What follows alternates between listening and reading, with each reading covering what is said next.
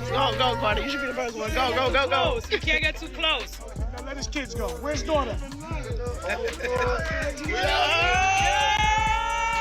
Val, New York, New York. Yes, sir. Fresh out the can. Damn. Over 18 stretch. Damn. They gave me 7 and 5. Max B when he gets Nah, it. Max B. Okay. Max, out of here. People don't play with me with that conversation. Ain't nobody can tell me nothing about that. That's the first thing I say. You heard? Okay. That's how you feel. That end the deal for anybody. There ain't no Max talking about conversation. Period. Max B has officially hit the streets again after nearly 16 long years locked down. Case after case, setback after setback, and still never letting his name disappear. The wave is back outside for real, but let's be honest, not everybody's smiling about it. How you feeling I feel righteous. Damn. Feeling good. Feeling good. I know Feeling what it good. is. I'm grateful. Okay. I'm thankful. Love that. Love God is that. good. Word around the city is somebody very familiar is already feeling away, and that somebody is Jim Jones. Max coming home isn't just reopening an old chapter, it's reopening old wounds. And the trolling aimed at Jim is getting disrespectful already. Max hasn't even been free a full 3 days, and he's moving like he never missed a single step. You can't scroll your phone without seeing him pop up. One moment he's in a jewelry store shopping for new ice, next he's turning up at a birthday party, then he's in the club, then he's at a Jets game like he's been outside this whole time. It's literally like there's a mini documentary crew tracking his every move. This ain't one of those come home and lay low situations. Max walked out the gate and jumped straight back into the spotlight, and he's enjoying every bit of it. That's an A-lister. Okay. Anybody that got a sack, balls, look me up, I'm gonna get you right. And the wild part? The people are eating it up. This might be the most hyped hip-hop homecoming in over a decade. Fans have been waiting forever to see the wave moving again. So of course he's everywhere right now. Max didn't just touch down, he touched down making headlines. He even proposed to his girlfriend just a day after getting out, wasting zero time and showing he's stepping into a whole new chapter. But with all that shine comes the mess. A comeback this loud is guaranteed to wake up old problems. Suddenly the usual chatter is back. Old beefs, snitching rumors, jealousy, people picking sides, the whole dramatic mix. And the storyline getting the most attention? His long, messy, never-resolved feud with Jim Jones. Jim spent years trying to detach himself from anything connected to Max B. Interview after interview, he made it clear. No talks about Max, no dealing with Max, nothing. Max B when he gets Nah, it. Max B. Okay. Max, stop dick. Fuck out of here. All right. Okay. In one sit-down, he straight up said, F Max B. Later on, he tried smoothing it over, saying maybe forgiveness was possible, but forgetting? Never happening. Basically, that door was deadbolt locked. But now that Max is back outside and moving like he ain't missed a single step, it was only a matter of time before Jim's name got pulled right back into the spotlight. And out of everybody who could spark that fire again, of course it ended up being 50 Cent, and nobody blinked. 50 and Jim been trading shots for years, so the moment Max stepped out, it turned into the perfect alley-oop for 50 to start clowning. He hopped on Instagram doing exactly what he does best, stirring the entire pot. He dropped that belly meme with Rico eating the banana, tagging him as Jim Jones, basically hinting Jimmy was snitching. And 50 threw his classic twist on the caption too. Something like, homie said Max home, harbor packed. Jimmy, about to drop a dime on these dudes, oh. Then, just to crank the temperature even higher, he posted a clip of Max B on FaceTime with DJ Who Kid. And once 50 jumped in, the floodgates opened. Bloggers, hip-hop pages, fans, everybody started piling on, turning the comments into absolute chaos. For anyone who doesn't know, the tension between Jim Jones and Max B was never some tiny rap spat. This was deep, personal, and messy on both ends. Back in the mid-2000s, Jim and Max were moving like real brothers, locked in at the studio, hanging out, sliding through Harlem shoulder to shoulder. But long before the fame or the headlines, Max had already lived a wild life. He came home in 2005 after doing 8 years on a robbery case. And when he stepped out, the world met Max Bigavelli, a name he cooked up by blending Biggie Smalls, Machiavelli, and his own swagger. When Max touched back down, Harlem was already in a legendary era. Dipset had the whole city on fire. Cameron, Joel Santana, and Jim Jones were running things with anthem after anthem. Through Cam, Max connected with Jim, and instantly the chemistry was crazy.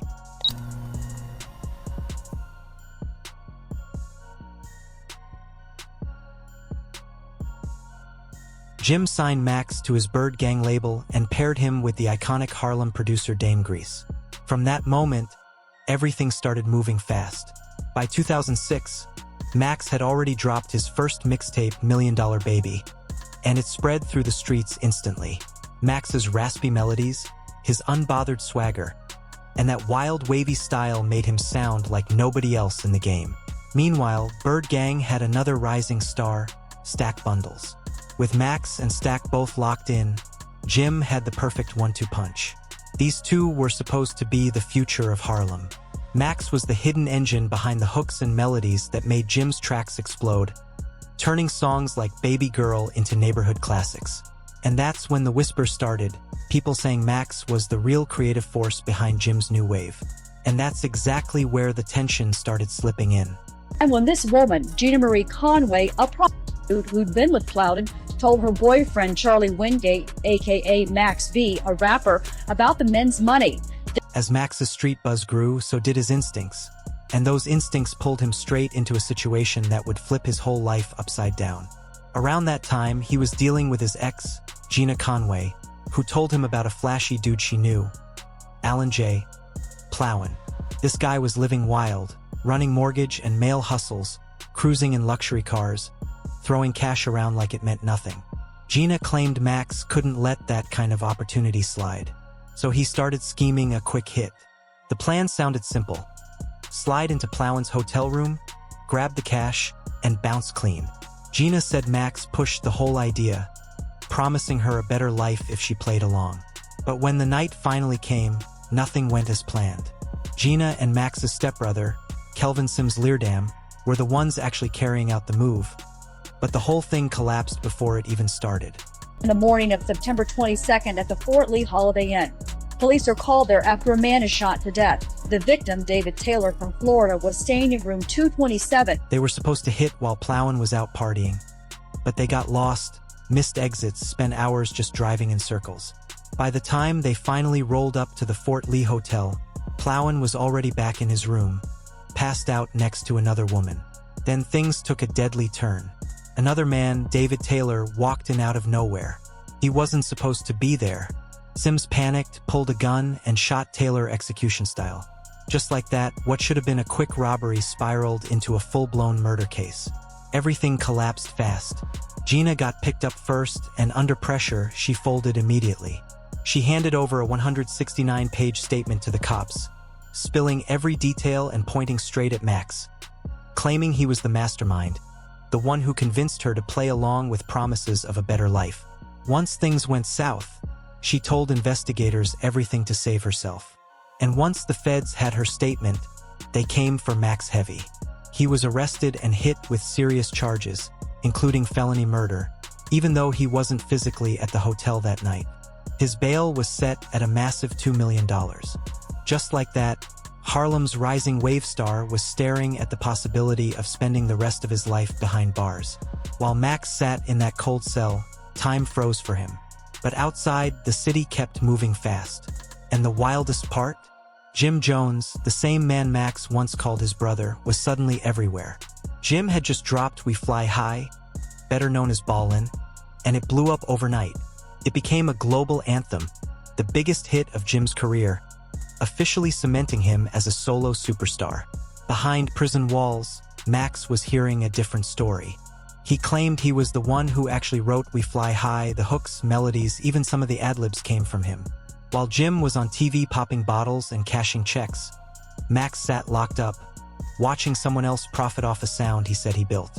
After nearly 10 months of waiting, Max finally got a break. The judge reduced his bail to $90,000. Freedom was almost within reach, but he needed help to actually hit the streets again. And that's where things got messy. Jim stepped in, but not out of loyalty or love. Word on the street was that Jim only agreed to help with Max's bail if Max signed over his publishing rights and agreed to drop 6 full albums under Bird Gang. songs already. How you think he got so hot? Came out with all them tapes. I did that. I put them hooks together. I made the credit. I made the hooks. I made the melodies. Yeah. I made the shit, dog. I'm the man. What looked like a lifeline. It was really a trap. But Max was desperate, locked down, out of options, so he signed the papers. In that moment, Jim walked away with full control of Max's publishing, while Max walked out with temporary freedom. His whole future, locked in the hands of the man he once trusted most. When Max B stepped out in July 2007, he wasn't the same guy anymore. Prison had hardened him. The smile was still there, but behind it, a sharper, colder version of himself, carrying heavy resentment. He came home broke, betrayed, locked into a deal that stripped away everything he had built. But as his buzz started rising again, Max realized something. If Jim wasn't going to treat him right, he wasn't staying silent. He was ready for straight-up war. And when Max said war, he meant it. He wasn't fighting just for credit. He was fighting for respect, for ownership, for his identity. He walked away from Bird Gang and started plotting his next move. If Jim was going to cash in on his name, Max was determined to show the world the truth. And that's exactly when French Montana stepped in. Back then, French wasn't the superstar we know today. He was a Bronx street figure, known for his Cocaine City DVD series, a raw, unfiltered look at real Bronx life. French already had his own issues with Jim after a shooting sparked bad blood and rumors. So when Max and French linked up, it wasn't just about dropping music. This was about lining up for revenge. Max and French built Coke Wave, which quickly became more than a crew, a whole movement. They were underdogs aiming straight at the industry from the underground, fearless. Max didn't need label backing. The streets rocked with him, so he kept feeding the people non-stop. Mixtape after mixtape, all free, making sure nobody could silence his voice. But Max didn't stop at music. He turned his feud with Jim Jones into pure entertainment. Every interview, every freestyle, every appearance, Max fired shots without hesitation. The first big punch? His mixtape Public Domain 3. The cover alone shook Harlem. Max standing in a graveyard next to tombstones labeled Millie, Jim Jones, and Vanilla Jules Santana, basically calling them fake like the group Milli Vanilli. Then the lyrics hit. Max rapped, "I know them dudes need me. I was giving them the loop, but them dudes done blew it," letting everybody know he believed he built that sound. Without him, they were lost. The record made serious waves across Harlem. Jim had the fame, but Max had the streets heavy behind him, and he wasn't done. He dug even deeper, going after reputations. One of the wildest moments? Max dropped, "She touched it in Miami." Not some light diss, pure disrespect.